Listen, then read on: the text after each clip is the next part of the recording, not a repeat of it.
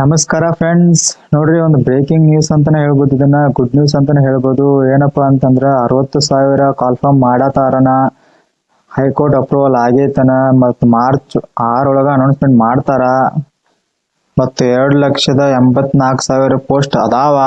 ಎಲ್ಲ ನೋಡೋಣ. ಅದಕ್ಕಿಂತ ಮುಂಚೆ ಯಾರು ನಮ್ಮ ಚಾನಲ್ ಸಬ್ಸ್ಕ್ರೈಬ್ ಮಾಡಿಲ್ಲ, ಸಬ್ಸ್ಕ್ರೈಬ್ ಮಾಡ್ರಿ, ಬೆಲ್ ಐಕನ್ ಕ್ಲಿಕ್ ಮಾಡ್ರಿ, ಶೇರ್ ಮಾಡ್ರಿ, ಬೇರೆಯವ್ರ ಫ್ರೆಂಡ್ಸ್ಗೂ ನಿಮ್ದನ್ನ ತೋರಿಸ್ರಿ. ಬರೀ ಸ್ಟಾರ್ಟ್ ಮಾಡೋಣ. ನೋಡ್ರಿ, ಬೀದಿಗಿಳಿದ ಪ್ರತಿಭಟನೆಗೆ ಸಿಕ್ಕ ಫಲ. ರಾಜ್ಯದಲ್ಲಿ 60,000 ಸರ್ಕಾರಿ ಹುದ್ದೆಗಳ ಭರ್ತಿಗೆ ಸರ್ಕಾರ ಸಿದ್ಧ.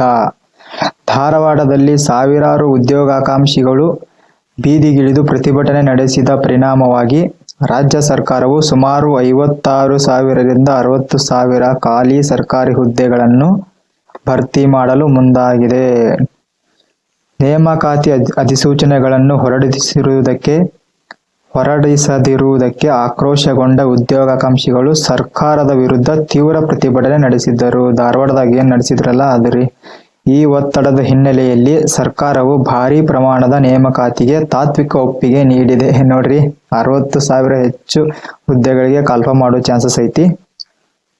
ಹುದ್ದೆಗಳ ಸಂಖ್ಯೆ ಅಂತಿಮಗೊಳಿಸಲು ಇಲಾಖೆಗಳೊಂದಿಗೆ ಚರ್ಚೆ.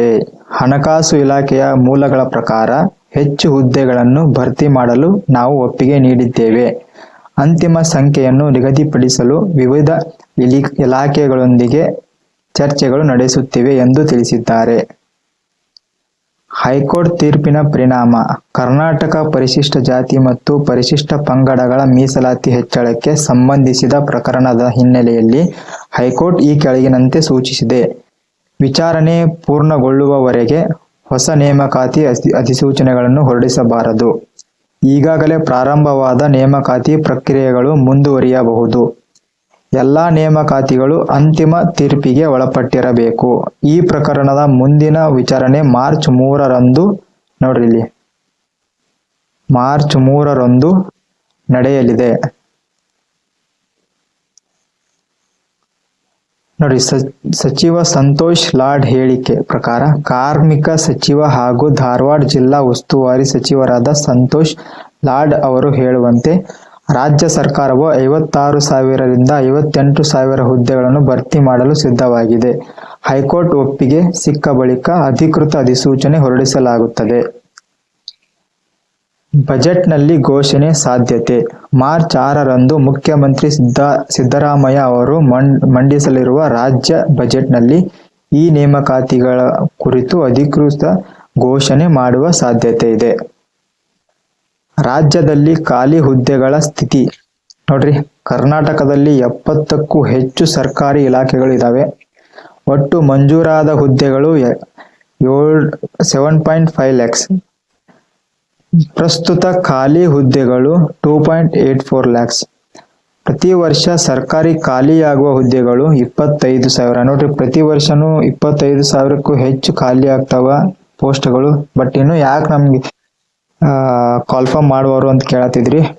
ನೋಡ್ರಿ, ನೇಮಕಾತಿ ವಿಳಂಬದ ಕಾರಣಗಳು. ನೇಮಕಾತಿ ಪ್ರಕ್ರಿಯೆ ವಿಳಂಬವಾಗಲು ಪ್ರಮುಖ ಕಾರಣಗಳಿದಾವೆ. ಕೋವಿಡ್ ಮಹಾಮಾರಿ ಪರಿಣಾಮ, ಹಣಕಾಸು ಸಮಸ್ಯೆಗಳು, ಕಾನೂನು ಅಡಚಣೆಗಳು, ಮೀಸಲಾತಿ ಪ್ರಕರಣಗಳು. ಮುಖ್ಯ ಮಾಹಿತಿ ಏನಪ್ಪಾ ಅಂದ್ರ, ರಾಜ್ಯದಲ್ಲಿ 60,000 ನೋಡ್ರಿ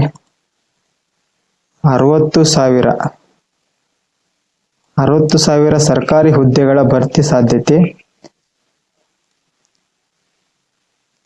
ಹೈಕೋರ್ಟ್ ವಿಚಾರಣೆ ನಂತರ ಅಧಿಕೃತ ಅಧಿಸೂಚನೆ. ಮಾರ್ಚ್ 6 ಬಜೆಟ್ನಲ್ಲಿ ಘೋಷಣೆ ಸಾಧ್ಯತೆ. ಹಲವು ಇಲಾಖೆಗಳಲ್ಲಿಯೂ ನೇಮಕಾತಿ. ನೋಡ್ರಿ, ಇಷ್ಟು ಇವತ್ತಿನ ಅಪ್ಡೇಟ್ ಆಗೈತಿ. ಸೊ ನೆಕ್ಸ್ಟ್ ಕಾಲ್ಫಾರ್ಮ್ ಮಾತ್ರ ವಿಡಿಯೋ ಮಾಡಿ ಹಾಕ್ತಾನು.